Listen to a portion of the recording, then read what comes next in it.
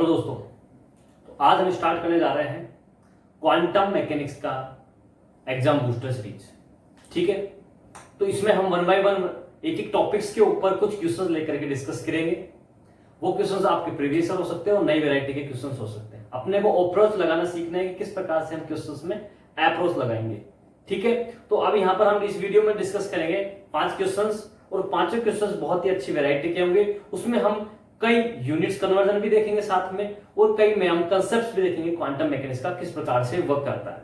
ठीक है, तो चलिए स्टार्ट करते हैं क्वेश्चन नंबर 1। और क्वेश्चन नंबर 1 है, ध्यान से समझना, बहुत ही शानदार सवाल है। For energy level 2h² by ma², the probability of a particle mass m over the length a for 1D box is depicted by।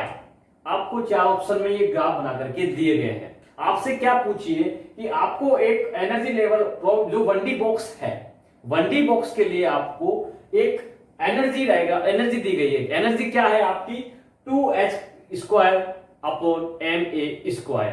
ठीक है, आपसे क्या पूछिए, प्रोबेबिलिटी क्या पूछिए। तो इसके लिए प्रोबेबिलिटी क्या होगी, इस 4 डायग्राम के अकॉर्डिंग हमको पहचान करना है। तो सबसे पहले अपने को ये देखना है कि कुछ ऐसे डाटा है क्या जिससे हम यहाँ पर ऑप्शन काट सकते हैं, क्योंकि कॉम्पिटिटिव एग्जाम की प्रिपरेशन है अपनी। तो कॉम्पिटिटिव एग्जाम में थोड़ा स्मार्ट स्टडी की तरह हमने को काम करना है। तो स्मार्ट माइंड क्या कहता है, यदि मैं प्रोबेबिलिटी की बात करता हूं तो प्रोबेबिलिटी के ग्राफ हमेशा पॉजिटिव आएंगे, ना कि नेगेटिव। इट मींस यदि मैं यहां पर समझने की कोशिश करना, मेरी क्या कह रहा हूं मैं, यदि मैं यहां पर बात करता आपसे कि यदि मैं फंक्शन की बात करूं, किसकी बात करूं मैं, फंक्शन की।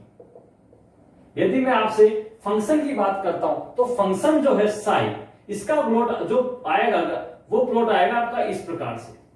किस प्रकार से आएगा, इस फॉर्मेट में आपको फंक्शन मिलेगा। लेकिन यदि मैं प्रोबेबिलिटी की बात करता हूं तो प्रोबेबिलिटी में क्या हो जाता है, ध्यान से देखना, जब मैं प्रोबेबिलिटी की बात करता हूं तो उसका प्लॉट हमेशा पॉजिटिव आएगा, मींस इस टाइप से ही आएगा। क्या मेरी बात आपकी समझ में आ रही है? इट मींस हमको सबसे पहले इन 4 ऑप्शंस में ये चीज देखनी है कि आपका कौन सा ऐसा ऑप्शन है जो प्रोबेबिलिटी को नहीं बता रहा है। That's it. यदि वो पहचान कर ली, उसके अकॉर्डिंग यदि कोई ऑप्शन कट रहा है तो उनको काटो, ताकि क्वेश्चन थोड़ा इजी हो। तो क्या करना है कि आप देखिए ऑप्शन नंबर बी में नेगेटिव में आपका जा रहा है, तो प्रोबेबिलिटी मैंने कहा नेगेटिव में नहीं आएगी। It means option number B और ऑप्शन नंबर सी आपका क्या हो गया, कैंसिल हो गया। तो यहां पर हम ऑप्शन नंबर बी और ऑप्शन सी को क्या कर देंगे, कैंसिल कर देंगे। यहां तक मेरी बात समझ में आ रही है? कंसेप्ट भी समझो और पैटर्न भी समझो, किस प्रकार से हम न्यूमेरिकल सोल्व करते हैं। अब समझिएगा नेक्स्ट क्वेश्चन इसी में, कि अब आप क्वेश्चंस की तरफ मूव करते हैं। क्वेश्चंस में कहा है कि energy level 2h² upon ma²। अब समझना, 2a² मतलब आपको एनर्जी दी गई है किसी एंड स्टेट की कि 2h² बाय ma²। यहां पर लेंथ क्या है आपकी, a क्या है आपकी, लेंथ है। ठीक है, दूसरी बात, हमने किसकी बात कराई है, 1D बॉक्स की बात कर रहा है। किसकी बात कर रहा है साहब, 1D बॉक्स की बात कर रहा है। 1D बॉक्स में अपने को ये एनर्जी किसी स्टेट की दी, इसमें लेंथ a है। तो हमको पता है बेसिकली कि जो आपका फॉर्मूला क्या कहता है, जो आपका फॉर्मूला है 1D बॉक्स के लिए एनर्जी का, वो क्या कहता है कि n² h² अपॉन 8ma²। ये आपका क्या होता है, 1D बॉक्स के लिए ग्राउंड स्टेट एनर्जी, ये एनर्जी का फॉर्मूला होता है। किसका होता है, एनर्जी का फॉर्मूला होता है। यहां तक क्लियर? अब समझिएगा मेरी बात कि इस वाली को यदि मैं इसके साथ कोरिलेट करूंगा तो मुझे n² की वैल्यू मिल जाएगी, और n² की वैल्यू किसको इंडिकेट कर रही है, क्वांटम नंबर को। और क्वांटम नंबर पता लग गए तो हम इस डायग्राम से पता लगा लेंगे कि कौन सा परफेक्ट इस एनर्जी के लिए आपका प्रोबेबिलिटी का डायग्राम होगा। किस प्रकार से, समझिए, हमको क्या फाइंड आउट करना है, यहाँ पर n क्वांटम नंबर यहां से फाइंड आउट करना है। तो फाइंड आउट करने के लिए मैंने कहा कि यदि 2 आपको डाटा मिले सेम, तो आप इसको क्या करोगे, दोनों को कोरिलेट कीजिए। कोरिलेट करते हैं तो आप देखिए n² h² upon 8ma² is equal to 2h² upon ma²। यहां पर ध्यान क्या देना है कि ये इतना पोर्शन आपका और यहां से ये पोर्शन इक्वल हो गया। ये कॉमन है, कॉमन को काट दो तो बचेगा क्या आपका n square by 8 is equal to 2। ये आपका बनता है। आपका क्लियर है यहां तक मेरी बात? अब समझिए इसका मतलब क्या हो गया कि आपका जो n स्क्वायर है वो किसके इक्वल हो गया 16 के, और n स्क्वायर जब 16 के है तो आपका n किसके इक्वल हो गया 4 के इक्वल हो जाएगा। n स्क्वायर किसके इक्वल हो जाएगा 4 के इक्वल हो जाएगा। इट मींस n की वैल्यू कितनी आ गई आपकी 4। जब n की वैल्यू 4 आ गई तो 1D बॉक्स के लिए मैंने जो आपको नोट्स कैलकुलेट करना बताया था वो क्या फॉर्मूला था, 1D बॉक्स में n बराबर 1 से स्टार्ट होता है। मैंने कहा था यदि मैं n बराबर 1 स्टेट से बात करता हूं तो नोड का जो फॉर्मूला होगा, नोड कैलकुलेट करने का जो फॉर्मूला होगा वो होगा आपका n माइनस 1 की बात करूंगा। यदि मैं ये 1D बॉक्स की बात करूं, यदि मैं SHO में बात करता हूं तो वहां ग्राउंड स्टेट n बराबर 0 से स्टार्ट होता है, और जब n बराबर 0 स्टार्ट होगा तो नोड आपकी n के इक्वल ही होगी। जितनी स्टेट की बात करूंगा उतनी ही नंबर ऑफ नोड होगी। तो यहां पर n नोड क्या होगा कि आपके क्वांटम नंबर जितना है उससे एक कम आपकी क्या होगी नोड होगी। यहां पर आपका कितना हो जाएगा n कितना है नोड इज इक्वल टू कितनी आ जाएगी 4 माइनस 1। कितना है यहां पर 4 माइनस 1, तो आपकी नोड आ गई यहां पर 3। कितनी आ रही है 3। तो 3 नोड कौन से डायग्राम के अंदर आ रही है वो आपका क्या कहलाएगा correct diagram for this energy levels. Clear है यहां तक मेरी बात? तो प्रोबेबिलिटी का देखिए यहां पर इसमें केवल एक नोड प्रेजेंट है, यहां पर देखिए आप 1 2 और 3 नोड प्रेजेंट है। It means option number A आपका क्या है करेक्ट ऑप्शन है। यहां तक मेरी बात समझ में आ रही है कि आपका जो कंसेप्ट है बेसिकली वो आपको क्या कह रहा है ये आपको पता होना चाहिए। सबसे पहले हमने ये देखा कि प्रोबेबिलिटी और फंक्शन में क्या डिफरेंशिएशन है, क्या उससे ऑप्शन कैंसिल आउट हो सकता है क्या? यदि उससे हो रहा है तो हम पहले वो अप्लाई करेंगे। जब उससे ऑप्शन कैंसिल आउट हुआ उसके बाद में हम कहा गए कि जो बचा डाटा उसको हम डाटा से अप्लाई करते हैं, और कोरिलेट करने के बाद क्वांटम नंबर से हमने लगा लिया कि जितने नंबर ऑफ n है उससे एक कम क्या होगी नोड होगी, और उस नोड के अकॉर्डिंग इस डायग्राम को हम चेक कर लेंगे। क्या यहां तक मेरी बात समझ में आई? तो किस प्रकार से इस क्वेश्चन की अप्रोच हमने लगाई ये आपको पता होना चाहिए। ये क्वेश्चन बहुत अच्छा है, आपसे एग्जाम में सेक्शन सी के अंदर CSIR नेट में या गेट के अंदर आपसे 2 मार्क्स में ये क्वेश्चन पूछा जा सकता है। बहुत ही अच्छा क्वेश्चन है, गेट में यहां से क्वेश्चन कई बार बनता है क्योंकि वो कंसेप्चुअल बेस पूछता है क्वेश्चन। तो कंसेप्ट यदि आपको पता है तो यहां से ये सवाल आपका बन सकता है। क्लियर है यहां तक मेरी बात? बहुत अच्छे से इस बार देख लेना इसको, अच्छा सवाल है। काफी इसमें कंसेप्ट हमने देखे किस प्रकार से आप फंक्शन और प्रोबेबिलिटी को फाइंड आउट करते हो, क्योंकि हमको पता है साई और साई स्क्वायर, साई आपका फंक्शन कहलाता है और साई स्क्वायर आपका प्रोबेबिलिटी को बताता है। क्लियर है यहां तक मेरी बात? तो ये दो चीज आपको पता होनी चाहिए, आप इजी गोइंग इस क्वेश्चन को कर सकते थे। साई स्क्वायर का मतलब होगा नेगेटिव होगा तो भी वो उसका पावर क्या हो जाएगी स्क्वायर है, स्क्वायर मतलब क्या हो जाएगा पॉजिटिव आएगा। इसका मतलब आपका जो ग्राफ आएगा वो पॉजिटिव ही आएगा, नेगेटिव नहीं हो सकता। प्रोबेबिलिटी मतलब फाइंड जाने की प्रायिकता, और किसी चीज की पाए जाने की प्रायिकता क्या बताती है हमेशा पॉजिटिव में रिस्पॉन्स देती है कि होगा ही होगा, दैट्स इट, या तो 0, लेकिन नेगेटिव में नहीं हो सकती। यहां तक मेरी बात क्लियर है? तो ये क्वेश्चन हमने नंबर 1 आपके सामने डिस्कस किया। चलिए अब हम बात करते हैं क्वेश्चन नंबर 2 की। बहुत ही शानदार सवाल, समझना। In unit of h square by 8 ml square, किस यूनिट में? इस यूनिट में। The energy difference between level corresponding to 3 and 2 nodes. क्या? 3 and 2 नोड्स।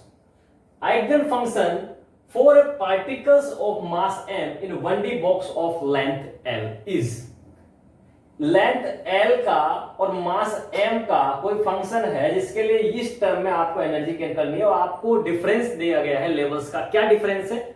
नोट्स दी गई है आपको। नोट्स कौन सी? 3 and 2। थोड़ा एक लेवल एडवांस किया क्वेश्चंस का, तो आपको किस प्रकार से उस क्वेश्चंस को अप्रोच लगानी है उसको समझना है।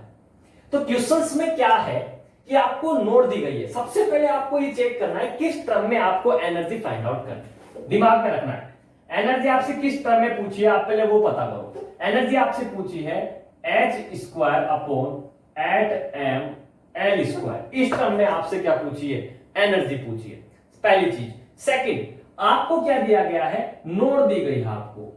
नोड क्या दी गई है? एक नोड आपको मिली है 3 और एक नोड मिली है आपको 2। ये आपको नोड मिली। 1D बॉक्स की बात कर रहा है, ये आपको कह के चल रहा है और 1D बॉक्स की बात कर रहा है तो आपको नोड्स का फॉर्मूला पता होना चाहिए, नोड्स किस प्रकार से कैलकुलेट करते हैं। इसका मतलब नोड आपको दी गई है तो आप यहां से n का फाइंड आउट कर सकते हैं। किस प्रकार से समझिए, n का फाइंड आउट करने के लिए आपको पता है, मैंने कहा है कि नोड बराबर क्या होता है, node is equal to n minus one, n minus one. अब समझिए नोड कितनी दी गई आपको, 3 नोड दी गई, 3 नोड दी गई तो 3 is equal to n minus one, तो n इज इक्वल टू आ जाएगा आपका 4। कितना आ जाएगा, 4। इसका मतलब आपका जो यहां पर नोड है उससे एक बढ़कर आपका n होगा। सेम वही चीज जो फर्स्ट क्वेश्चन में उल्टा था, वहां पर नोड क्या थी, n का एक कम, यहां पर नोड का एक ज्यादा क्या हो जाएगा, number of n, quantum number. तो यहां पर जो आपका n होगा वो n कितना होगा, यहां पर वो हो जाएगा आपका 4 और इसके लिए आपका n हो जाएगा आपका 3।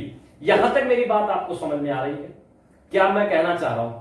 अब हम क्वेश्चंस की तरफ मूव करेंगे। उसने पूछा है इस नोड के अकॉर्डिंग आपको क्या मूव डाउन करना है, हमको इनको ही नोड नहीं मान, नोड को ही n नहीं मानना है, ये इंपॉर्टेंट था। नोड शब्द जो है यहां पर ये रिमार्क करने वाली बात है, क्या है, रिमार्क करने वाली बात है। क्यों, यदि हमने इसी को n मान लिया तो आपका जो आंसर जाएगा वो बिल्कुल गलत की तरफ मूव कर जाएगा। क्या करते हैं जल्दबाजी में कि इसी को ही हम n मान जाते हैं और इसके अकॉर्डिंग एनर्जी फॉर्मूला में n का वैल्यू लिख करके आंसर्स निकाल देते हैं, जो कि आपका गलत पैटर्न हो गया। तो अब क्या समझना है, पहले इस नोड को हमने n में कन्वर्ट किया, अब आपको क्या करना है कि इस वाले के लिए एनर्जी का फॉर्मूला और इस वाले के लिए एनर्जी का फॉर्मूला निकालना है, उसके बाद इन दोनों का डिफरेंस पूछा है। तो देखो एनर्जी का फॉर्मूला क्या होता है, नॉर्मल एनर्जी का फॉर्मूला 1D बॉक्स के लिए होता है n square h square upon 8ml square, यही होता है। जब मैं n बराबर 4 की बात करता हूं तो E4 के लिए जो आपकी एनर्जी होगी वो हो जाएगा n का स्क्वायर मतलब 4 का स्क्वायर, 4 का स्क्वायर मतलब 16, तो आपका आ जाएगा 16h square divided bye 8ml square. Easy है, कोई इश्यू वाली बात नहीं है। सेकंड E3 की बात कर रहा हूं, E3 जिसमें n बराबर 3 है, तो 3 का स्क्वायर मतलब 9, तो आपका आ जाएगा 9h square divided bye 8ml square. ये आपकी क्या हो गई, दोनों n बराबर 4 n बराबर 3 स्टेट के लिए एनर्जी कैलकुलेट हो गई। यहां तक कोई दिक्कत, कोई परेशानी, ठीक है। अब समझिए, जैसे ही हमने किया, अब आपसे पूछा है difference between level corresponding 3 and 2 nodes, इसका मतलब n बराबर 4 और n बराबर 3 के बीच में डिफरेंस पूछा है, तो इसका मतलब हो जाएगा E4 minus E3 is equal to, तो इन दोनों के बीच में डिफरेंस करोगे तो क्या आ जाएगा 16 square by 16h square by 8ml square minus 9h square by 8ml square. तो आप इसको फाइंड आउट करोगे तो आपका निकल के आ जाएगा यहाँ पर h square upon 8ml square common आ जाएगा और यहाँ पे आ जाएगा आपका 16 माइनस 9 और 16 माइनस 9 करेंगे तो आपका जो एनर्जी है, डिफरेंस जो आएगा एनर्जी का, वो क्या आ जाएगा 7h square upon 8ml square. आपको किस टर्म में, किस यूनिट में, किस सेंस में आपसे पूछा है h square upon 8ml square, मतलब ये तो आपको गिवन है, जो रेस्ट पार्ट है उस पर निकालना। इट मींस कितना टाइम, कितना गुना है ये इस यूनिट का, वो आपका सेंस है इसका। तो h square upon 8ml square का कितना गुना है, कितना टाइम है, तो कितना टाइम है 7 टाइम। इट मींस आपका जो आंसर होगा वो हो जाएगा ऑप्शन नंबर डी। तो ऑप्शन नंबर जो डी है वो आपका क्या हो गया, करेक्ट आंसर हो गया। तो किस प्रकार से हमने ये कैलकुलेट किया आपको समझ में आया। क्वेश्चंस में क्या चीज थी इंपॉर्टेंट, वो थी यहां पर नोड्स को ही हमको 1D बॉक्स में n नहीं मानना है। यदि यही सवाल में एसएचओ की टर्म में पूछता तो आपका नोड ही n इंडिकेट करता, नो डाउट। लेकिन जब 1D बॉक्स की बात कर रहा हूं तो ये चीज हमको पता होना चाहिए कि यदि मैं नोड की बात कर रहा हूं, n हमको कैलकुलेट करना है, तो उसमें n-1 मतलब नोड से एक ज्यादा आपका क्या होगा, क्वांटम नंबर किसी स्टेट का। क्लियर है यहां तक मेरी बात, यहां तक मेरी बात। तो क्वेश्चन नंबर 2 जो है वो किस प्रकार से हमने अप्रोच लगा के सोल्व किया वो आपको समझ में आ गया होगा, ठीक है यहां तक। अब हम बात करते हैं क्वेश्चन नंबर 3 की। काफी एडवांस क्वेश्चन है, लगातार बने रहिएगा और देखते रहिएगा क्या अच्छे अच्छे क्वेश्चन हम इस सीरीज में डिस्कस कर रहे हैं। ठीक है, तो चलिए अब बात करते हैं क्वेश्चन नंबर 3 की। समझना बहुत अच्छी अप्रोच है इस क्वेश्चन के अंदर। इस वैरायटी के क्वेश्चन भी आपसे एग्जाम में पूछे भी गए हैं और पूछे भी जाएंगे। क्या अप्रोच है उसको समझना। क्वेश्चन में दिया है the degeneracy of quantum particle in cubic box. Cubic box की बात करिए, इट मींस 3D बॉक्स की बात करिए, having energy 4 times that of lowest energy is, कि लोवेस्ट एनर्जी का 4 टाइम जो एनर्जी है उस स्टेट के लिए आपकी डिजनरेसी क्या होगी। कि पहले तो लोवेस्ट स्टेट, उससे आपकी 4 टाइम यदि इंक्रीज करता हूं तो उस स्टेट की जो एनर्जी है उसके लिए डिजनरेसी क्या होगी। दैट्स इट, ये आपसे क्वेश्चन में पूछा है। किस प्रकार से अप्रोच लगानी है उसको अब समझने की कोशिश करना। अच्छा सवाल है, बहुत ही शानदार सवाल है। केवल एक अप्रोच लगानी है, वो देखना है आपको क्या है उसको समझो कि यहां पर आपको क्या चीज इंपॉर्टेंट है वो आपको पता होनी चाहिए। सबसे पहले तो ये देखो कि क्यूबिक बॉक्स की बात करिए तो क्यूबिक बॉक्स के लिए जो एनर्जी होता है, तो एनर्जी का फॉर्मूला क्या होता है। क्यूबिक बॉक्स की बात कर रहा हूं, मतलब nx ny एंड nz के लिए जो एनर्जी होगी वो आपकी लेंथ क्या हो गई, lx is equal to ly is equal to lz is equal to l।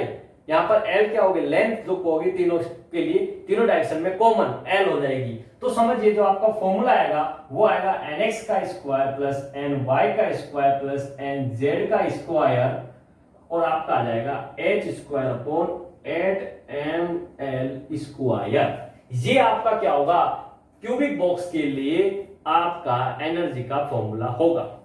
Clear है यहां तक मेरी बात। अब समझिए ये चीज पता लग गई। यदि मैं लोवेस्ट एनर्जी की बात करूं तो लोवेस्ट एनर्जी का मतलब है कि nx ny और nz का सबसे लोवेस्ट मान जो होगा वो लेना पड़ेगा। और लोवेस्ट मान क्या होगा इन तीनों के लिए उसको समझो। इन तीनों के लिए लोवेस्ट मान होगा 1 1 1, मतलब nx का भी 1, ny का भी 1 और nz का भी 1। जब E इज इक्वल टू 1 1 1 लेता हूं n का मान इसका, तो एनर्जी क्या निकलेगी, लोवेस्ट एनर्जी कहलाएगी। वो क्या हो जाएगी उसको समझो। ये हो जाएगी आपका 1 का स्क्वायर प्लस 1 का स्क्वायर प्लस 1 का square h square upon 8ml square. Clear है यहां तक। इट मींस ये आपकी कितनी कैलकुलेट होकर के आ गई, 3h square upon 8ml square. ये आपकी क्या हो गई, लोवेस्ट एनर्जी हो गई, जो आपको यहां पर पता होनी चाहिए क्यूबिक बॉक्स के लिए। वो क्या होती है कि हम इनका क्या मान ले जो लोवेस्ट होगा। अब इनका लोवेस्ट मान 1 1 1 ही हो सकता है। क्लियर है यहां तक मेरी बात। तो ये आपकी क्या हो गई, लोवेस्ट एनर्जी हो गई साहब। अब क्या कह रहा है क्वेश्चन में उसको समझो। ये कह रहा है कि जो लोवेस्ट एनर्जी का 4th टाइम जो एनर्जी है वो आपको पता करनी है। मतलब लोवेस्ट एनर्जी ये है तो इसका 4th टाइम क्या हो जाएगा, दैट्स इट। तो समझना कि 4th टाइम का हो जाएगा, मतलब कि E इज इक्वल टू, यदि मैं कहूं 4 time of E111, E111 state का 4 टाइम कर दूंगा तो आपका जिस स्टेट की बात कर रहा हूं स्टेट की एनर्जी निकल जाएगी। इट मींस आपकी एनर्जी क्या आ जाएगी, 4 into 3h square upon 8ml square, means 12h square upon 8ml square. ये आपका क्या हो गया, एनर्जी आ गया उसके 4 गुना करने पर। क्लियर है, लोवेस्ट एनर्जी का 4 गुना किया तो आपकी निकल के आ गई एनर्जी ये। अब हमको क्या पूछा है बाबूजी ने, हमसे पूछा है डीजनरेसी। अब जब डीजनरेसी बात कर रहा है तो डीजनरेसी के लिए क्या इंपॉर्टेंट है, अपने को क्वांटम नंबर पता होना चाहिए। जो प्रिंसिपल क्वांटम नंबर है n वो हमको पता होना चाहिए। तो यहां इन चीज में अपने पता लगाते हैं तो आपका जो फॉर्मूला था एनर्जी का वो क्या है, ये है आपका फॉर्मूला एनर्जी का। किसके लिए, क्यूबिक बॉक्स के लिए। तो इस फॉर्मूले के इसके साथ कोरिलेट करूं तो देखिए आप कि ये डाटा जो आपका है, ये डाटा जो है h square upon 8ml square, ये इसमें भी कॉमन है। ये कॉमन है तो जो रेस्ट बचा वो आपको किसकी तरफ मूव करवाएगा, डीजनरेसी की तरफ, जो कि आपका n के बैलेंस करके काउंट करना है अपने को। किस प्रकार से, अब समझो। अब जो रेस्ट पार्ट बटा वो क्या बचा है आपका, वो हो जाएगा आपका, उसको समझना। मैं आपके सामने इंडिकेट करता हूं, समझना क्या होगा। देखो आपका जो मैंने कहा n x का स्क्वायर प्लस n y का स्क्वायर प्लस n z का स्क्वायर इज इक्वल टू 12। कितना आ गया आपका, 12। क्लियर है यहां तक मेरी बात। कितना आ गया 12। चलो ये बात हो गई साहब, अब इसको मैं साफ कर देता हूं, समझिएगा। अब यहां पे समझिएगा काम की बात कि अब यहां पर ये 12 आ गया, इट मींस nx का स्क्वायर प्लस ny का स्क्वायर प्लस nz का स्क्वायर। ऐसा क्या डाटा लूं, कितने डाटा लूं कि वो उसका इक्वल किसके आए, 12 के इक्वल हो जाए, 12 के इक्वल हो जाए। इट मींस मुझे ऐसा हिट एंड ट्रायल अप्लाई करना पड़ेगा इसके लिए। हिट एंड ट्रायल मेथड मतलब इनके कुछ डाटा ले लेता हूं ताकि मेरा ग्रांड टोटल क्या आ जाए, 12 के इक्वल। वो उसकी क्या बताएगा, डिजनरेसी बताएगा। किस प्रकार से फाइंड आउट करते हैं मैंने आपको पहले भी बता रखा है, समझना किस प्रकार से अप्लाई करूंगा। यदि मैं इनके 1 1 1 लेता हूं तो 1 का स्क्वायर प्लस 1 का स्क्वायर 1 का स्क्वायर क्या हो जाएगा, टोटल 3, जो कि इसके इक्वल नहीं है। इसका मतलब वो नहीं हो सकता, वो तो हम लोग वैसे ही पता है क्योंकि 4 गुना कर दिया तो ग्राउंड स्टेट तो वैसे ही था अपना 3। अब बात करते हैं एक स्टेप बढ़ा करके, इसका मतलब ये 1 ले लूं, ये 1 ले लूं, ये 2 ले लेता हूं तो 1 का स्क्वायर प्लस 1 का स्क्वायर प्लस 2 का स्क्वायर, तो 1 का स्क्वायर 1, फिर 1 का स्क्वायर 1 और 2 का स्क्वायर 4, तो 4 प्लस 1 इज इक्वल टू 6। फिर भी नहीं हो पाता है। फिर एक स्टेप और बात करते हैं और यहां पर हम 2 कर लेते हैं, तो 1 का स्क्वायर प्लस 2 का स्क्वायर प्लस 2 का स्क्वायर, तो 1 प्लस 4 9 आता है, वो भी इसके इक्वल नहीं होता है। इसका मतलब इसको भी हम फिर एक स्टेप फर्दर बढ़ते हैं, तो 2 का स्क्वायर प्लस 2 का स्क्वायर प्लस 2 का स्क्वायर, किसका कहा मैंने, 2 का स्क्वायर प्लस 2 का स्क्वायर प्लस 2 का स्क्वायर, तो जो टोटल आता है वो आपका क्या आ रहा है, देखिए आप 4 प्लस 4 इज इक्वल टू 12। इसका मतलब 12 इज इक्वल टू 12। मतलब ये जो कॉम्बिनेशन है 2 2 2 का, ये इसके इक्वल आ रहा है। इसका मतलब डिजनरेसी को इंडिकेट कर रहा है। और ध्यान दीजिए जब तीनों के लिए डिजनरेसी मतलब n का वैल्यू कॉमन आ रहा है, इस स्टेट को हम क्या बोलते हैं, नॉन डिजनरेट स्टेट बात करते हैं। क्या बात करते हैं, नॉन डिजनरेट स्टेट बात करते हैं। क्या इसके अलावा कोई और कॉम्बिनेशन बन सकता है, वो भी चेक करते हैं। यदि हम इसमें अब 1 1 3 लेते हैं तो वो भी उससे एक ज्यादा हो जाएगा, कम हो जाएगा। इसका मतलब 12 नहीं आएगा। 1 2 3 करते हैं तो भी नहीं आएगा। क्लियर है यहाँ तक मेरी बात। तो क्या एक कॉम्बिनेशन निकल के आया आपका कि nx ny और nz जो है इसके मान क्या लेने होंगे आपको, 2 2 और 2। ये एक सेट बन के आया। इट मींस जो आपकी degeneracy g is equal to क्या हो जाएगा आपका 1 हो जाएगा। तो यहां पर जो आपका आंसर होगा वो होगा ऑप्शन नंबर 3, सी जो ऑप्शन है कलकत्ता, वो आपका क्या हो जाएगा, करेक्ट आंसर हो जाएगा। क्या मेरी बात समझ में आ गई आपको कि किस प्रकार से इस क्वेश्चंस की मैंने अप्रोच आपके सामने लगा के बताई है। केवल अपने को ये पता करना था कि लोवेस्ट एनर्जी क्यूबिक बॉक्स के लिए क्या होगी। यदि वो फाइंड आउट कर लिया हमने इसकी बेसिक फंडामेंटल के फॉर्मूले से, तो हम उसका 4 गुना कर लेंगे। 4 टाइम करने के बाद जो एनर्जी आएगी उस स्टेट में हम क्या कर लेंगे, टी जनरेसी फाइंड आउट कर लेंगे। क्या यहां तक मेरी बात आपको समझ में आ रही है, किस प्रकार से मैंने फाइंड आउट किया। तो ये क्वेश्चंस की अप्रोच में आपको इसलिए डिस्कस कर रहा हूं, अभी बेसिक लेवल से चल रहे हैं, फिर कुछ एडवांस लेवल में जाएंगे क्वेश्चंस में। तो ये क्वेश्चंस इंपॉर्टेंट है क्योंकि इसमें क्या होगा कि थोड़ा भी दिमाग आपका गलत हुआ तो आप गलत आंसर की तरफ मूव कर जाओगे। इस प्रकार से ये क्वेश्चंस आपसे इसलिए पूछे जाते हैं। तो कई बार ये सवाल आपको सेक्शन बी के अंदर, आपको CSIR के अंदर मिल सकता है। तो थोड़ा ध्यान दीजिएगा कि क्वेश्चंस पूछा क्या। यदि आप क्वेश्चंस को 2 बार भी रीड करेंगे तो आपको पूरा कंसेप्ट क्लियर हो जाएगा कि पूछना क्या चाह रहा है, फिर आप अप्रोच लगा सकते हैं। जो हमने अब तक पढ़ा है क्वांटम की थ्योरी पार्टिकल में, उस थ्योरी को यहाँ पर हम अप्लाई कर रहे हैं 1 बाय 1 फॉर्मूला अप्लाई करके। कोई एडवांस लेवल पे कुछ नई चीज हम यहाँ डिस्कस नहीं कर रहे हैं, केवल क्वेश्चंस किस प्रकार से अप्रोच करेंगे कॉम्पिटिटिव एग्जाम में वो हम यहाँ पे आपको बता रहा हूँ। ठीक है, तो समझना कि इस प्रकार से किस प्रकार से इस सॉल्यूशन को हमने निकाला। तो ये पता होना चाहिए था, आप आराम से n यदि पता है तो हमने ये चीज फाइंड आउट कर ली। तो हमने यहाँ पर अब तक 3 क्वेश्चन बॉक्स के डिस्कस किए। 1D बॉक्स को लेकर के हमने 2 क्वेश्चन डिस्कस किया और ये 3D बॉक्स को लेकर क्यूबिक बॉक्स को लेकर मैंने डिस्कस किया आपके साथ। चलिए अब हम बात करते हैं क्वेश्चन नंबर 4 की। बहुत ही शानदार सवाल है, समझने की कोशिश करना। A particle is confined in a 1D box of length 1 millimeter of length. If the length is changed by 10 की power -9, the percentage change in energy is। आपसे क्या पूछा है, परसेंटेज चेंज इन एनर्जी पूछा है। बहुत ही अच्छा सवाल है, बहुत ही शानदार सवाल है, नया सवाल है। देखना, समझने की कोशिश करना, बहुत ही अच्छी तरीके से हम इसको समझेंगे। क्वेश्चन को समझो आप, ये आपको लेंथ में वेरी करवा रहा है। आपने कहीं पढ़ा होगा इसके बारे में कि कोई y एक लेंथ है, कहूं y एक लेंथ है मान लीजिए, और उसमें चेंज आया डेल्टा y, तो डेल्टा x पर क्या इफेक्ट पड़ेगा। इस प्रकार से हम कई रिलेशन कई बार पढ़ते हैं। तो हम परसेंटेज चेंज निकालते हैं y में, तो delta Y by Y into 100 करके हम निकाल लेते हैं। तो उसको हम यहाँ पहले समझते क्या है, फिर परसेंटेज एनर्जी चेंज निकालेंगे। समझना, आराम से समझना, थोड़ा इसको मैं एक्सप्लेन करूंगा अच्छे से, उसके बाद फिर इसकी ट्रिक निकाल लेंगे क्या है।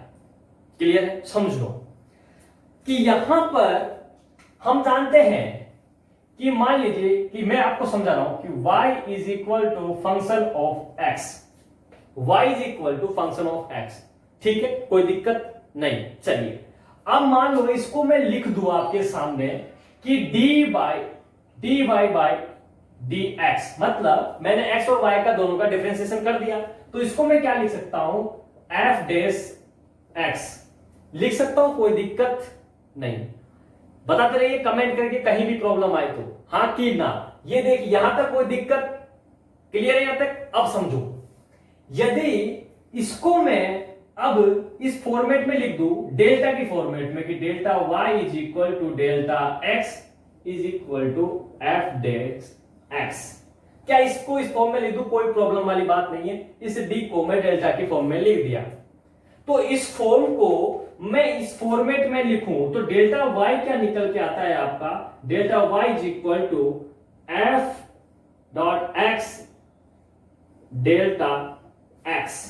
ये डेल्टा x इधर चलेगा, तो क्या इस फॉर्म में ये रिप्रेजेंट हो जाएगा?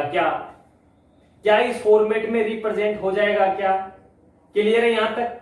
अब समझो, एक एक स्टेप को समझो, ये बेसिक है। यहां से फिर मैं आपको एनर्जी टर्म में कन्वर्ट करूंगा। यहां पर समझने की बात क्या है कि अब यहां पर मैं आपको कह रहा हूं कि ये वाली जो टर्म है, इससे आपको पता लग रहा है कि यहां पर ये जो डेल्टा है, डेल्टा x, ये क्या है उसको समझो। डेल्टा x का मतलब हो गया चेंज इन x। यदि चेंज इन x, यदि मैं x में चेंज करता हूं तो y में कितना चेंज आएगा। यदि x में मैं चेंज करता हूं किसी नंबर में, तो उसमें y में क्या चेंजेस आएगा वो हमको निकालना है। अब समझना कि इस फॉर्मेट को निकालने के लिए अब मैं क्या कहूंगा कि साहब जो आपका परसेंटेज चेंज है, क्या है, परसेंटेज चेंज। देखो मैं यहां लिखता हूं इसको, परसेंटेज चेंज। तो परसेंटेज चेंज क्या निकल के आएगा, delta y divided by y into 100, delta y divided by y into 100। तो यहां पर कहा कि x में यदि मैं कुछ चेंज करता हूं तो y में क्या चेंज होगा, वो चेंजेस को यदि परसेंटेज चेंज में काउंट करना है तो किस प्रकार से लिखूंगा, percentage change is equal to delta y divided by y into 100। इस फॉर्मेट में हम काम में लेंगे। अब समझना काम की बात, यहां तक कोई दिक्कत हो तो बोलो, कमेंट कीजिए, कोई भी प्रॉब्लम हाँ बताते रहिए कमेंट बॉक्स के अंदर। समझ लो मेरी बात? अब समझो, ये चीज एक बेसिक कंसेप्ट हमने समझ लिया। अब मैं बात करता हूं इसके अंदर कि थोड़ा इसको एडवांस लेवल पे ले करता हूं। अब समझना, अब इसको हम समझते हैं अपने क्वेश्चन फॉर्मेट में लेकर के। और क्वेश्चन फॉर्मेट में क्या कहता है कि जो आपकी एनर्जी है, एनर्जी क्या होती है, N square H square upon 8ml square, यही होती है आपकी एनर्जी। एनर्जी क्या होती है, N square H square upon 8ml square. Clear है यहां तक? बिल्कुल साहब। यदि मैं कहूं कि यहां पर ये जो आपकी एनर्जी है, ये E जो है ये आपका Y है, और ये जो L है जिसमें चेंजेस आपको दिया गया है लेंथ में, ये आपका क्या है, X है। ये Y है, ये X है। तो X में चेंजेस की वजह से Y में क्या चेंजेस आया, इसको हम कैलकुलेट करेंगे अब। तो अब मैं क्या कहता हूं कि यदि आपको पता है dy by dx, dy by dx, it means y की जगह मैं e ले लूं तो de बाई dl। l क्या है आपका, इस x है जो वेरी कर रहा है। क्लियर है यहां तक बड़ी बात? एक एक स्टेप को समझो। यहां तक क्लियर है? कमेंट करके बताते रहिए। अब यहां पर इस चीज को मैं आगे लिखता हूं तो d बाई dl ब्रैकेट में आ जाएगा आपका N square H square upon 8ml square. ये वाला ई की वैल्यू यहां आ जाएगी। यहां तक कोई दिक्कत है क्या? क्लियर है? अब समझो ध्यान से, यहां पर ये जो डाटा आया इसको मैं जब डिफरेंशिएशन करता हूं तो देखो N square H square upon 8m, N square H square upon 8m, ये क्या है आपका कांस्टेंट है जो आपका डिफरेंशिएशन से पहले आ जाएगा। अब जो डिफरेंशिएशन किया d by D L 1 upon L square, तो उसका डिफरेंशिएशन क्या निकल के आएगा -2 upon L cube, -2 upon L cube आपका डिफरेंशिएशन होकर के आ जाएगा। यहां तक कोई दिक्कत, कोई समस्या, कोई परेशानी बताइए कमेंट करके। ट्रिपल डिफरेंशिएशन है जो हमने क्लास 1 और 2 के अंदर क्वांटम के अंदर डिस्कस किया था कि इस प्रकार से हम इसको लिख सकते हैं और डिफरेंशिएशन आपका ये आ गया। ये आपका क्या है, ये आपका कहलाता है एफ डैश एल या एफ एक्स कह दूं मैं, एक्स का जो निकाला था वो आ गया। तो आपका फॉर्मूला क्या था, फॉर्मूला क्या था आपका कि delta y is equal to F dash X delta X, यही था आपका फॉर्मूला। अब आपको इसमें एफ एक्स की वैल्यू पता लग गई जो आपकी कैलकुलेट होकर के ये आ गई। तो इसमें जब मैं ये डाटा रखता हूं तो समझना delta E is equal to F dash X की जगह क्या आ जाएगा N square H square upon 8m minus 2 by L cube dot delta X. Delta X का मतलब क्या हो गया डेल्टा एल, डेल्टा एल ये आपका क्या आ गया डेल्टा ई फाइंड आउट हो गया। क्लियर है यहां तक, डेल्टा ई फाइंड आउट हो गया साहब। अब समझना, अब आपका जो नेक्स्ट पोर्शन है वो क्या है उसको आप समझो। अब आपका नेक्स्ट पोर्शन है कि हमको निकालना है percentage change in energy, percentage change in energy. यहां तक कोई दिक्कत? चलिए अब मैं बात करता हूं परसेंटेज चेंज इन एनर्जी। देखिए परसेंटेज चेंज इन एनर्जी, तो वो फॉर्मूला क्या कहता था कि delta E divided by E into 100, delta Y upon Y into 100, यही था। तो वाई की जगह ई ले लेंगे तो delta E divided by E into 100। तो अब क्या करना है, डेल्टा ई आपको पता है, एनर्जी क्या ई क्या होती है वो भी आपको पता है। तो देखो इस डाटा को मैं यहां रखता हूं तो देखिए क्या होता है, परसेंटेज चेंज निकाल रहे हैं आप एनर्जी के अंदर, तो हम लिखेंगे एन का स्क्वायर एच का square upon 8m minus 2 by L cube delta L into E जो है वो इसके नीचे आएगा, क्या आ जाएगा N square H square 8m L square into 100। यहां तक कोई दिक्कत, कोई समस्या, कोई परेशानी हो तो कमेंट बॉक्स में करके बतावें कि परसेंटेज चेंज ऑफ ई जो आएगा वो एन स्क्वायर डेल्टा ई की वैल्यू ये आ गई और नीचे ई है तो N square upon 8ml square into 100, so साथ में चलेगा ही चलेगा। यहां तक कोई दिक्कत हो तो बताइए मुझे। अब समझिएगा, अब यहां पर क्या करना है कि 8ml स्क्वायर बाय n, ये डाटा इस डाटा से कैंसिल हो जाएगा, ये भी 2 है एल स्क्वायर तो ये 3 से कटेगा तो केवल क्या बचेगा एक एल बच जाएगा आपके पास। तो जो रेस्ट पार्ट जो बचा परसेंटेज चेंज इन एनर्जी में वो क्या निकल के आया, वो आ जाएगा आपका -2l डेल्टा एल इंटू 100, क्या निकल के आ गया 100। अब समझिए ये क्या किसके इक्वल है, आपके एनर्जी के, परसेंटेज चेंज ऑफ एनर्जी आ गया। अब यहां पर कंफ्यूज नहीं होना कि ये नेगेटिव क्या है, नेगेटिव केवल क्या है उसको समझो। नेगेटिव केवल ये बता रहा है कि साहब यदि लेंथ को इंक्रीज करता हूं तो आपकी एनर्जी क्या होती है, डिक्रीज होती है। ये सिंपल इस चीज को बता रहा है, इसका कोई कैलकुलेशन में लेना देना नहीं है। क्लियर है यहां तक मेरी बात? एक एक स्टेप को समझो, एक एक कंसेप्ट को समझो। जैसे ये लिखा, अब आपको क्वेश्चन की तरफ मूव कीजिए। डेल्टा एल कितना दिया गया है आपको, मतलब percentage change in length, change in length आपको दी गई है 10 की पावर -2 इंटू 10 की पावर -9। एल कितना दिया गया है आपको 1 mm। 1 mm को मैं मीटर में लिखूंगा तो क्या हो जाएगा 10 की पावर -3 इंटू 100।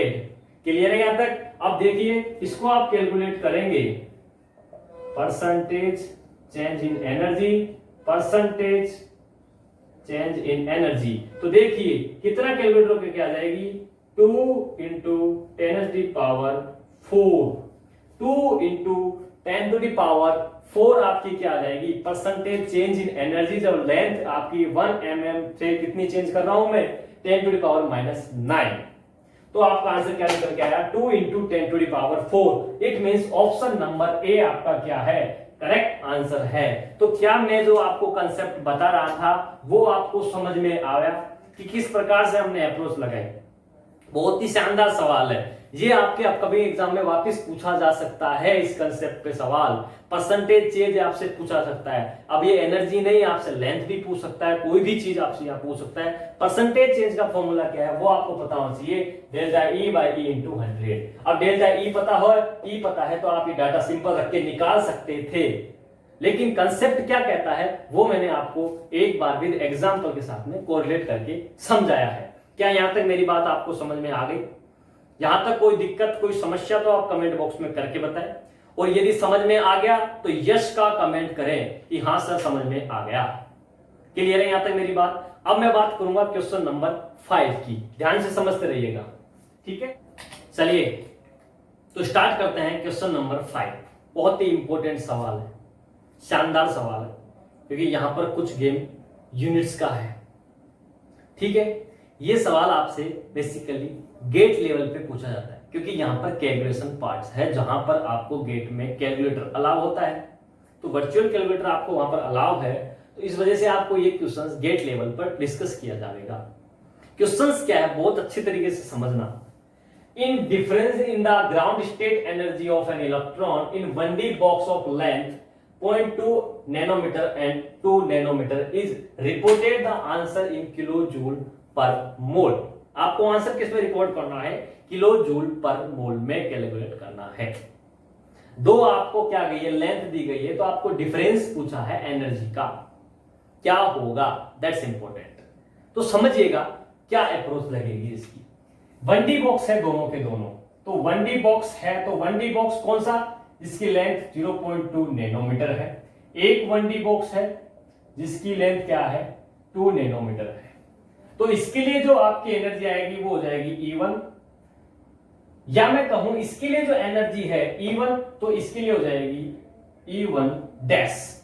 इसके लिए जो एनर्जी आएगी E1, इसके लिए एनर्जी आएगी E1 डैश। यहां तक कोई दिक्कत कमेंट कर में बताएं। ये बेसिक चीज थी, अपने को पता है दोनों लेंथ आपको क्या है 1D बॉक्स के हिसाब से दी गई है। क्लियर है यहां तक? अब समझिएगा साहब कि यहां पर जो एनर्जी का फॉर्मूला आता है वो क्या होता है, n² h²/8ml² होता है। क्लियर है? अब समझिए साहब कि ये जो एनर्जी है ये हम किस में कैलकुलेट करते हैं, इलेक्ट्रॉन वोल्ट में करते हैं, जूल में करते हैं, कैलोरी में करते हैं, किस में करते हैं, क्या आपको पता है? ताकि इससे आप कोरिलेट करेंगे तो क्या आपको पता है कि ये एनर्जी किस में है? नहीं है तो कोई बात नहीं, निकाल लेते हैं पहले इसको। तो पहले इसको समझते हैं कि इसमें किस प्रकार से यूनिट रख के हम कैलकुलेट करते हैं कि ये किस में कैलकुलेट होकर के आती है। समझना, सबसे पहले इसको डिस्कस करते हैं। तो देखिए इसको मैं डिस्कस करूं तो सबसे पहले एनर्जी क्या हो गई आपकी, n²h²/8ml²। h क्या होता है आपका, प्लांक कांस्टेंट, जिसकी यूनिट होती है जूल सेकंड। h की वैल्यू क्या, h का जो यूनिट होता है जूल सेकंड होता है साहब। क्लियर है? n² का कोई मतलब नहीं है, कांस्टेंट है, बाहर निकाल दो। h भी कांस्टेंट है, बाहर निकाल दो। m क्या है, मास है। मास का जब मैं ऐसा यूनिट में निकालता हूं तो ये कितना हो जाएगा आपका, केजी में आ जाएगा।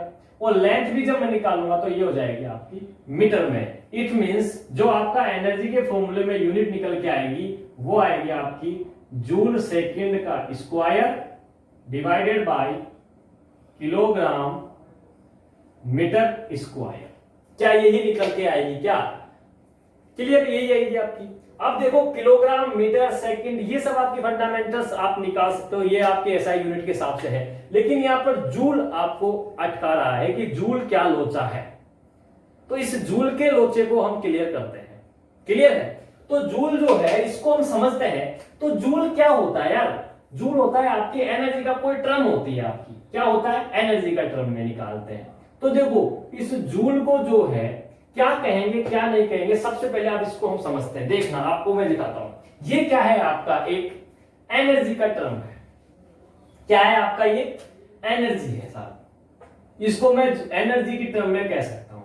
और एनर्जी की टर्म में बात करूं तो जूल आपका बोले तो ये हो जाता है न्यूटन इंटू मीटर। जूल क्या हो जाएगा newton into metre. Newton into metre होता है, इट मींस आपका मालिक यहां पर इंपॉर्टेंट चीज क्या है कि मीटर फिर आपका एक निकल के आ गया किसके अंदर ऐसा यूनिट में, लेकिन फिर न्यूटन अटका दिया मामला कि न्यूटन क्या कंसेप्ट है साहब। तो न्यूटन को समझने के लिए क्या है कि न्यूटन किसकी यूनिट होती है फोर्स की।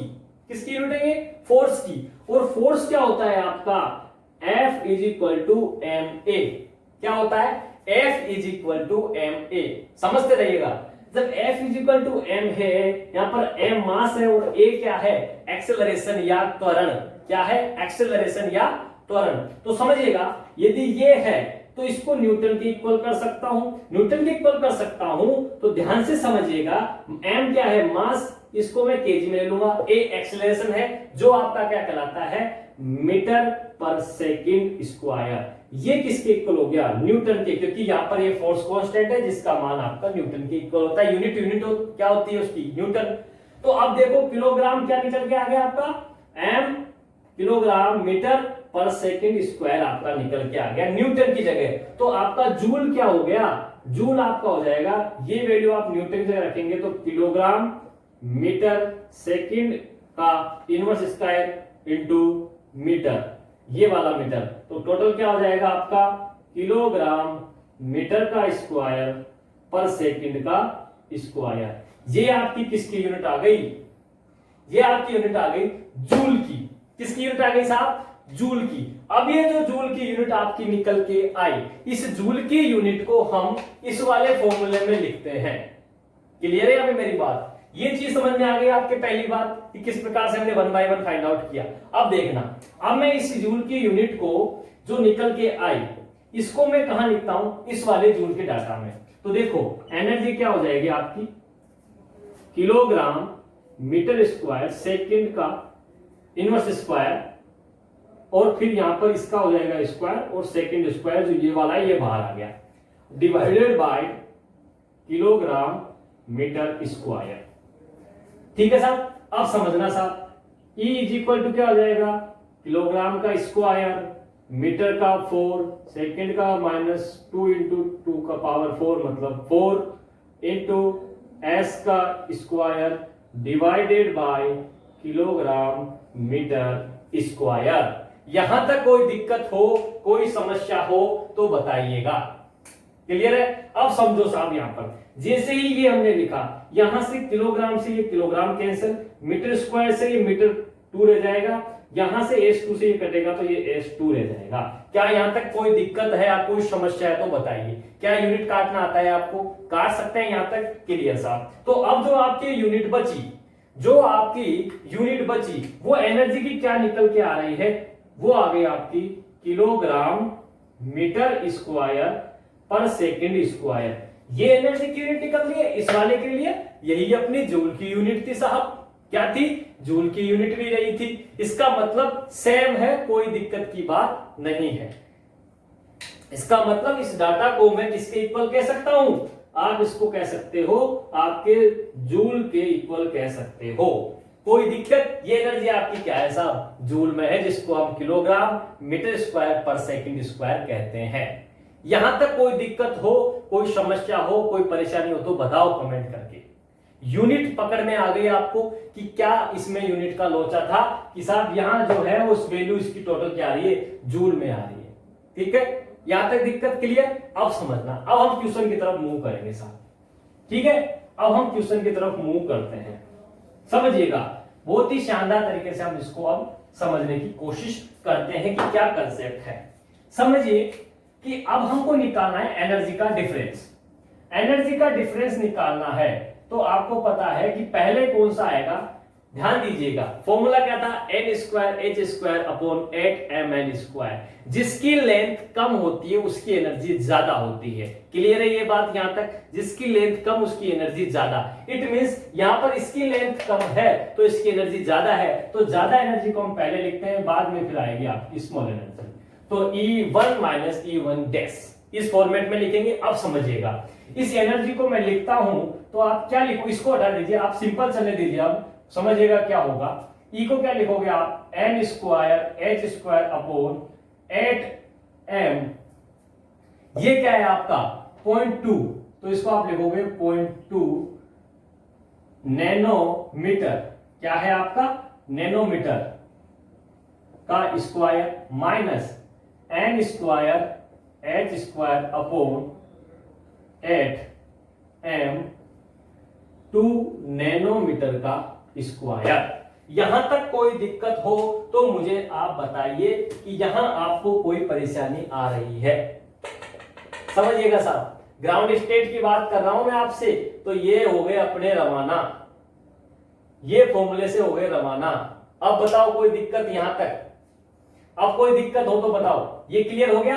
अब देखिए आप, इसको मैं थोड़ा सा लिखता हूं आपके सामने एडवांस, और एडवांस का मतलब क्या है उसको समझना, कि यहां पर मैं इसको कह सकता हूं कि एच स्क्वायर अपॉन 8m, समझिएगा 8m 0.2 into 10 to the power minus 9 metre का square minus H square divided by 8m 2 into 10 to the power minus 9 metre का स्क्वायर। क्या ये लिख सकता हूं? कोई दिक्कत वाली बात है क्या यहां तक? यहां तक कोई समस्या हो तो बताइए आप। क्लियर है? अब समझना साहब, जैसे ही हमने ये लिखा, अब लिखते ही देखो यहां पर ये 10 टू द पावर 9 है, तो इसको भी मैं यदि नॉर्मल फॉर्म में लिखूं तो इसको लिख सकता हूं H square divided by 8m 2 into 10 to the power minus 10 metre का स्क्वायर लिख सकता हूं। क्या पॉइंट को हटा दूंगा तो पावर में एक बढ़ जाएगा, तो आपका आ जाएगा इधर क्या आ जाएगा, H square 8m 2 into 10 to power minus 9 का स्क्वायर। मीटर में चल रहा है साहब, ये भी मीटर में चल रहा है, कोई दिक्कत नहीं, हटा दो। वो यूनिट आ रही है अपनी, मीटर वाली यूनिट आ गई जो जूल में जाके कन्वर्ट होगी। क्लियर है यहां तक? अब समझो, इस चीज को मैं आपको इजी करता हूं, और इजी में क्या है कि कॉमन डाटा बाहर ले लिया। कॉमन डाटा क्या है, एच स्क्वायर अपॉन 8m आपका कॉमन है जो मैंने ले लिया। अब क्या बचा, अब आपका बचा 1 अपॉन 2 का स्क्वायर मतलब 4 into 10 to the power minus 20 minus 1 upon 2 का पावर 2 मतलब 4 into 10 to the power minus 18। ये आपका बचा अब कॉमन लेने के बाद। ये कॉमन हो गया h अपॉन 8m, और ये रेस्ट पार्ट आपका निकल के आ गया। ये निकलने के बाद अब क्या मुद्दे की बात है उसको समझना, कि अब जब मैं इसको लिखता हूं तो देखो क्या होगा, एच स्क्वायर अपॉन 8m, ये जो 10 की पावर माइनस 20 इसको ऊपर ले जाऊं तो 10 की पावर 20 डिवाइडेड बाई 4 माइनस 10 की पावर 18 डिवाइडेड बाई 4, ये निकल के आ गया साहब आपका। यहां तक कोई दिक्कत? यहां तक आप निकाल सकते हो, कोई दिक्कत वाली बात नहीं है। प्रॉब्लम आए तो तुरंत मुझे कमेंट बॉक्स में आप करके बताएंगे। क्लियर है? ताकि आपके डाउट क्लियर होते चले। अब समझना, यहां तक हमने इसको कर लिया, अब आगे क्या करना है उसको समझना साहब। यहां तक हमने कर लिया, इसको समझ गए आप यहां तक? अब देखो, इस वाले को मैं लिखता हूं तो क्या होगा कि यहां पर 10 की पावर 20 है और यहां 10 की पावर 18 है, तो कॉमन डाटा मैं इस तरफ ले लूं तो देन से देखिए 8 स्क्वायर अपॉन 8m, इधर से 4 कॉमन आ रहा है, 4 को मैं ले लिया इधर, और इधर से 10 की पावर 18 कॉमन आ रहा है, उधर ले लिया। बचा क्या है आपका, इधर बचा 10 की पावर 2 और इधर बचा -1, यही बचेगा, यही बचेगा साहब। अब समझिए, ये जैसे आ गया, अब आपको क्या करना है, एच स्क्वायर इंटू 10 की power 18 divided by 8 Chowk 32 32m, और ये क्या आ गया 100 माइनस 1 इज इक्वल टू 99। क्या आ गया, 100 माइनस 1 इज इक्वल टू 99। ये आपका क्या निकल के आ गया, नेक्स्ट एक्सप्रेशन निकल के आ गया एनर्जी का। अब इस एक्सप्रेशन को हमको समझना है, और इसमें ध्यान देना है कि ये जो डाटा निकल के आ रहा है आंसर आपका, ये किस फॉर्मेट में निकल के आएगा ये आपको पता होना चाहिए। अब समझो, इसको जब आप कैलकुलेट करेंगे तो देखो h की वैल्यू लिखूं मैं यहां पर 6.63 इंटू 10 टू द पावर -34 का होल स्क्वायर हो गया इंटू 10 की power 18 into 99 divided by 32 into m क्या है, मास ऑफ इलेक्ट्रॉन, क्योंकि इलेक्ट्रॉन की बात हो रही है तो मास क्या हो जाएगा इलेक्ट्रॉन को 9.1 into 10 to power -31 kilogram. Kilogram लिखने की जरूरत नहीं है क्योंकि यूनिट पता है आपको, आपकी जो यूनिट आ रही है वो जूल किलोग्राम सब कुछ वो मिक्स हो रहा है, किलोग्राम और जूल आपको पता लग गया किस प्रकार से कैलकुलेट कर रहे हैं, पूरी यूनिट आपकी ऐसा यूनिट में चल रही है। अब समझो, जैसे ये है इसको आप सोल्व करोगे, इसको आप सोल्व करोगे तो जो आपका आंसर निकलता है वो आपका कितना आएगा वो हम यहाँ पर फाइंड आउट करते हैं। समझिएगा कि किस प्रकार से निकल के आएगा वो आपको फाइंड आउट करना है। तो देखिए अब जो आपका आंसर आ रहा है यहाँ पर वो आपका क्या आ रहा है, आपका आंसर आएगा 14.94 इंटू 10 की पावर -19। ये आपका क्या आ जाएगा, एनर्जी निकल के आ रही है। अब ये एनर्जी जो निकल के आई ये आपकी किस में है साहब, ये आपकी है जूल में। किस में है ये, जूल में है। ये आप जब करोगे कैंसिल आउट करके -34 इंटू 2 करोगे तो 68, -68 को माइनस करोगे तो 50, 50 31 करोगे तो -90। ये आप निकल के आ गया साहब, ये निकल के आ गया। ये आपकी किस में आ गया, आपकी बात जूल में। आपसे पूछा किसमें, किलो जूल पर मोल में पूछा है, तो किलो जूल पर मोल में पूछा है तो पर मोल के लिए क्या करेंगे कि जो एनर्जी है आपकी वो एनर्जी क्या हो जाएगी 14.94 इंटू 10 टू पावर -19 इंटू पर मोल के लिए मतलब एवोगैड्रो नंबर से मल्टीप्लाई करो 6.023 इंटू 10 टू पावर 23 पर मोल होती है ये। और किलो का जूल पूछा है तो किलो का मतलब हो गया, इसमें आप 1000 का क्या लगा देंगे, डिवाइड कर देंगे, 1000 से क्या कर देंगे, डिवाइड कर देंगे। तो ये अब आपका जो निकल के आया ये आपका किस में आ गया, ये आपका हो गया साहब पूरा जूल, किलो जूल पर मोल। किलो जूल पर मोल जिस यूनिट में चाहिए उसी यूनिट में आपका ये निकल के आ गया।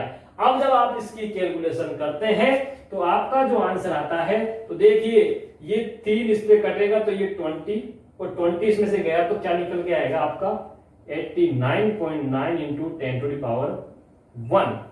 89.9 इंटू 10 टू द पावर 1, तो जो अप्रोक्सीमेट आपकी एनर्जी आएगी वो आ जाएगी 899 किलो जूल पर मोल। 899 किलो जूल पर मोल आपकी एनर्जी कैलकुलेट होकर के आती है। ये आपका क्या है, कंप्लीट सॉल्यूशन है। तो ये सवाल आपको इंटीजर में पूछा जाएगा, किसके अंदर, गेट के अंदर। कैलकुलेशन पोर्शन है इसलिए मैंने कहा था ये गेट लेवल का क्वेश्चन है। बहुत ही अच्छा सवाल है, ये आपको पता होना चाहिए किस प्रकार से कैलकुलेट होगा। यदि ये चीज आपको आ गई तो आप आराम से क्वेश्चंस की अप्रोच लगाना सीख जाएंगे कि क्या हम डायरेक्शन में मूव कर रहे हैं, किस डायरेक्शन से हम सॉल्यूशन को निकाल रहे हैं, क्या कंसेप्ट हमारा है, यदि वो पता है तो हम निकाल लेंगे। तो कुछ नहीं था, केवल एनर्जी फाइंड आउट करनी थी। यूनिट का पूरा गेम था। यहाँ पर यूनिट समझ में आ गई तो आप इस क्वेश्चन को कर जाएंगे। यूनिट आपको निकालना आ गया था, मैंने समझा दिया था किस प्रकार से लिंक किया मैंने उसको एनर्जी से फोर्स से उसको मैं सिंपल तरीके से ऐसा यूनिट में लेते हुए आपको किलो जूल पर मोल के फॉर्मेट में निकाल दिया। क्योंकि मैंने बता दिया था n square upon n square h square upon atom square क्या होती है, जूल में होती है। जूल को किसके इक्वल, जब केजी की बात करता हूं तो किलोग्राम मीटर स्क्वायर पर सेकंड स्क्वायर होता है।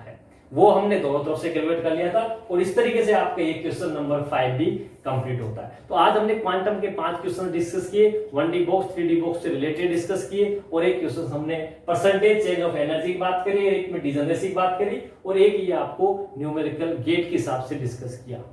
ठीक है, नेक्स्ट वीडियो में हम फिर डिस्कस करेंगे क्वांटम और कुछ केमिकल थर्मोडायनेमिक्स के क्वेश्चंस लेकर के आएंगे। तो बने रहिएगा और आपको साथ में जो पेरिसाइक्लिक स्टीरियो की जो आपकी क्लासेस ले रही है एग्जाम बूस्टर में, बहुत इंपॉर्टेंट क्वेश्चन है, बहुत ही अच्छी ट्रिक्स है ताकि एग्जाम में आप क्वेश्चन सब कम समय में सोल्व कर सके।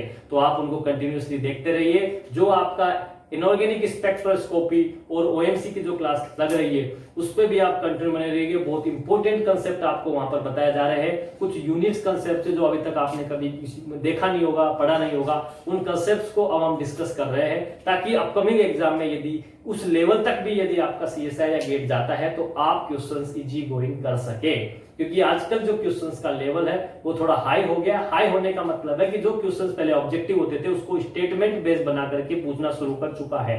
तो उस पैटर्न में क्या है कि यदि आपको वो तरीका पता है, एक एक स्टेटमेंट आपको कंसेप्ट या आपको पूरा फंडामेंटल उस टॉपिक का पता है, तो आप उस क्वेश्चंस को कर सकते हैं। तो उसके लिए आपको जो डिटेल में पढ़ाया जा रहा है उसको आप समझते रहिए और आप यहाँ पर क्वांटम की जो सीरीज चल रही है उसको देखते रहिए।